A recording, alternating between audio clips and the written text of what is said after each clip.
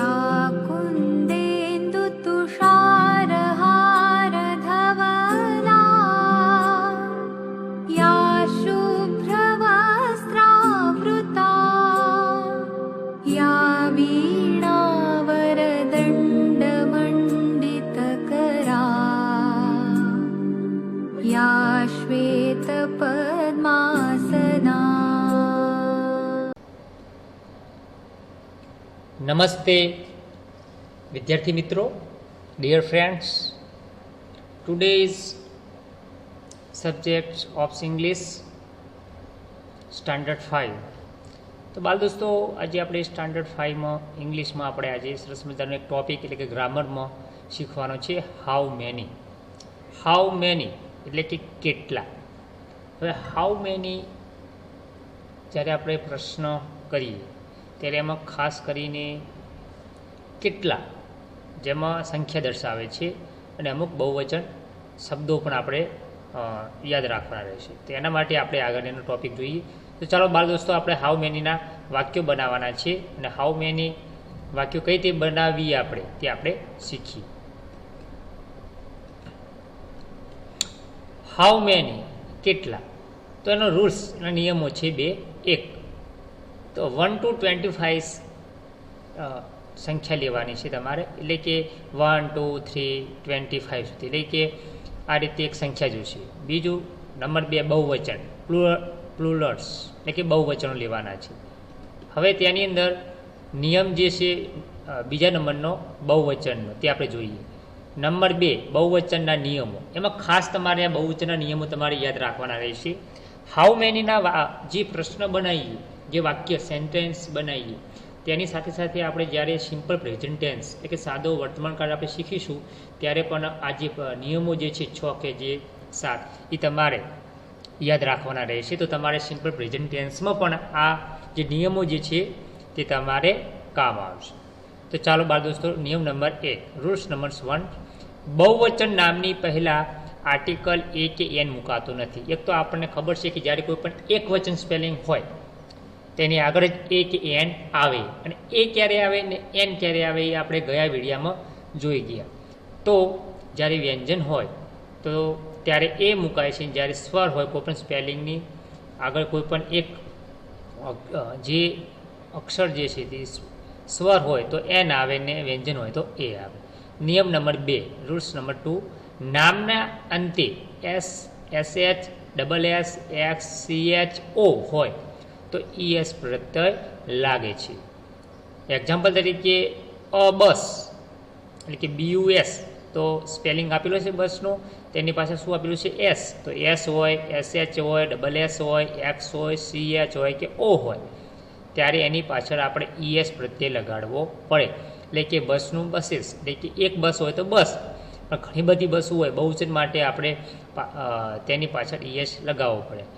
Box BOX, તો x આપેલો છે છેલ્લે, તો છેલ્લે એક્સ આપેલો હોય તો ES લગાવી દેવાનો. મેંગો, તો પાછળ ઓ આપેલો છે તો ઓ આપેલે આવશે મેંગોસ, એટલે પાછળ લાગી જશે ES પ્રત્યય લાગશે. તો બાળ દોસ્તો, ડિયર ફ્રેન્ડ્સ, અહીં તમે જોઈ શકશો, you look at this rules. SH double S X કે CH કે ઓ જ્યારે કોઈ પણ સ્પેલિંગની પાછળ આપેલો હોય ત્યારે ES પ્રત્યય લગાવી દો.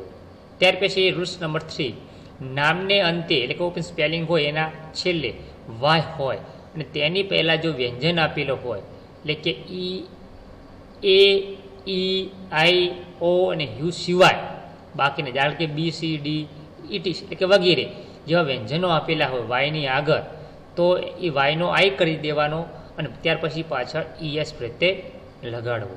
દાખલા એક્ઝામ્પલ તરીકે બેબી, તમે જોઈ શકશો BABY, તો વાયની આગળ બી શું છે, સ્વર કે વ્યંજન, વ્યંજન, તો વાયનો BAB કરી અને વાયનો આઈ કરીને પાછળ ES મૂકી દેવાનો. તમે જોઈ શકશો સ્પેલિંગમાં BAB થઈ ગયું, BAB.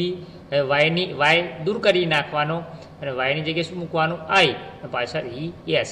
આ નિયમ ક્યારે લાગુ પડે દોસ્તો, જ્યારે કોઈ પણ વાયવાળો સ્પેલિંગ હોય, બેબી હોય, સિટી હોય, બરાબર, કે કોઈ બીજા અન્ય સ્પેલિંગ હોય, પણ એ વાયવાળા સ્પેલિંગની આગળ જોઈ લેવાનું કે વ્યંજન આપેલો છે. જો વ્યંજન આપેલો હોય વાયની આગળ જો સિટીમાં CITY તો વાયની આગળ ટી આપેલો છે ને, ટી શું કહેવાય? વ્યંજન. એટલે કે AEIOU સિવાયના જે અક્ષરો મૂળાક્ષરો કે ટી આપેલો છે તો CIT મૂકી વાય કાઢી દેવાનો, એટલે કે વાય દૂર કરી નાખવાનો, વાયની જગ્યા આઈ મૂકીને ES લગાવી દેવો.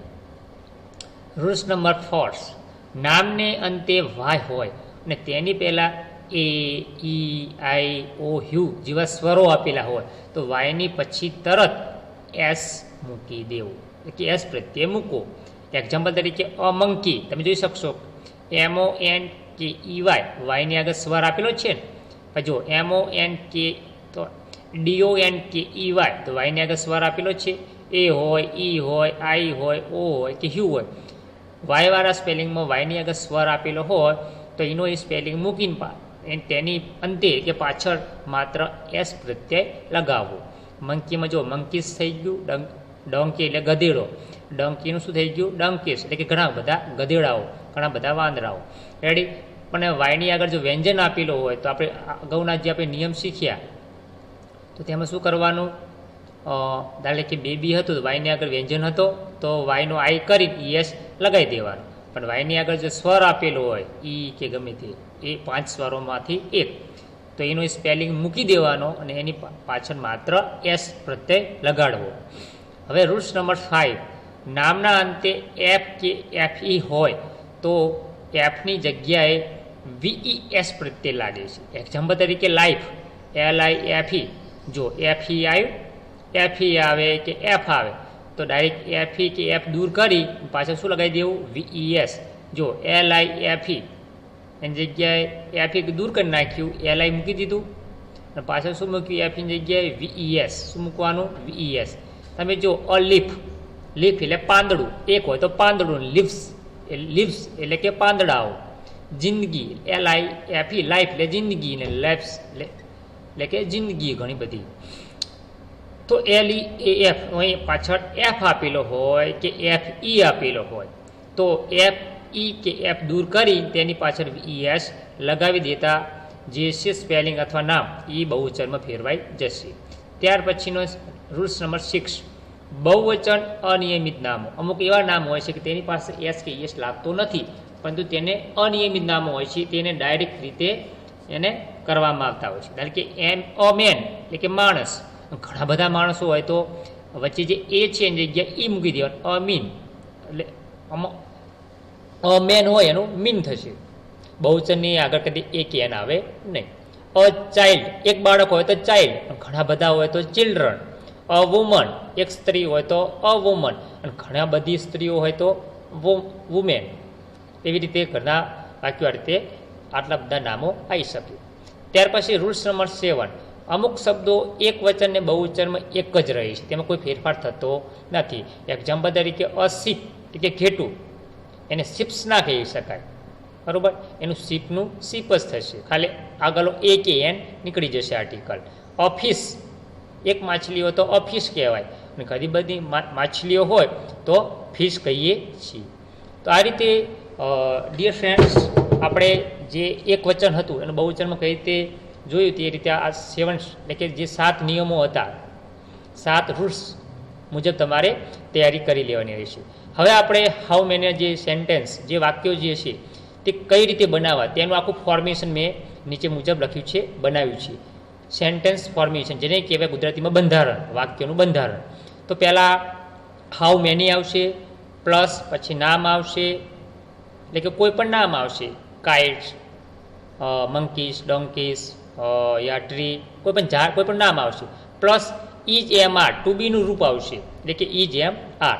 ત્યાર પછી કર્તા એટલે કે સબ્જેક્ટ આવશે આપણો, અને પ્લસ છેલ્લે પ્રશ્નાર્થ ચિહ્ન એટલે કે ઇન્ટ્રોગેટિવ ચિહ્ન એટલે કે માર્ક આવશે.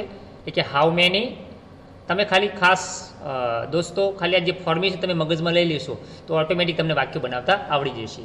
હાઉ મેની પછી ડાયરેક્ટ નામ લખવાનું, નામ પછી ઇજ એમ આર, એક વચન હોય તો ઇજ અને બહુવચન હોય તો આર, અને આઈ આપેલો હોય તો એમ લગાવી દો. પ્લસ કરતા મૂકવાનું, કરતા છેલ્લે જશે, છેલ્લે પ્રશ્નાર્થ ચિહ્ન. ચલો આપણે બાળ દોસ્તો અમુક વાક્યો જોઈએ એટલે તમને વાક્ય બનાવતા આવડી જશે. ચલો sentence first, how many cats are there. તમે જોઈ શકશો વાક્ય રચના પ્રમાણે, બંધારણ પ્રમાણે જોઈએ તો હાઉ મેની, તો હાઉ મેની નામ શું આવ્યું? કેટ્સ. અને ટુ બીનું રૂપ શું આવ્યું? કેટ્સ. એસ પાસે સીએટી, કેટ એટલે બિલાડી, સીએટી પાસે એસ લાગ્યો એટલે બહુવચન થઈ ગઈ બિલાડીઓ, એની પાસે શું આવશે? આર આવશે. જો કણ એક વચન હોત, કેટ હોત, તો કણ ઈ જ આવત, પણ એ કેટ્સ એટલે આર મૂકવાનો. અને છેલ્લે આવશે કર્તામાં ધેર, અને છેલ્લે પ્રશ્નાચિહ્ન. તો પ્રશ્ન છે કે how many cats are there? અહીં કે ચિત્રમાં કેટલી બિલાડીઓ છે? ભલે પછી અહીં એક આપી હોય, બે આપી, એટલે કે 1 2 3 etc.